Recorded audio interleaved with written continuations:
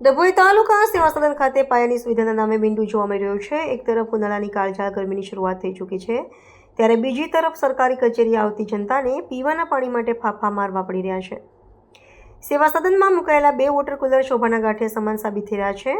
શું છે મુખ્ય સમસ્યા? સેવા સદન જેવી મહત્વની જગ્યાએ જે તાલુકાના 18 ગામોના લોકો દસ્તાવેજ, રેશન કાર્ડ, આવકના દાખલા કે આધાર કાર્ડ જેવા કામો માટે આવે છે, ત્યાં પાણીની વ્યવસ્થા કથળી છે।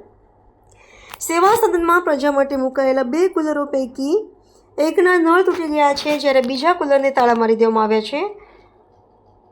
આશ્ચર્યની વાત એ છે કે ઓફિસમાં બેસતા અધિકારીઓ માટે ઠંડા પાણીની વ્યવસ્થા છે, પરંતુ દૂર દૂરથી આવતી સામાન્ય જનતા માટે કોઈ સુવિધા નથી।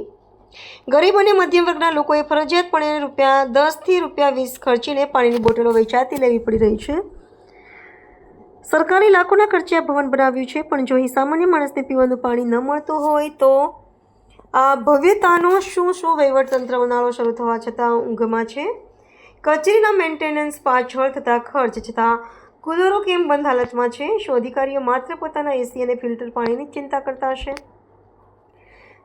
હવે જોવાનું એ રહે કે કુંભકર્ણની નિંદ્રા બાદ પોડેલું તંત્ર જાગશે ખરું? શું વહેલી તકે આ કુલરો રિપેર કરવામાં આવશે કે પછી નવા કુલર મૂકીને પ્રજાની તરસ છીપાવવામાં આવશે?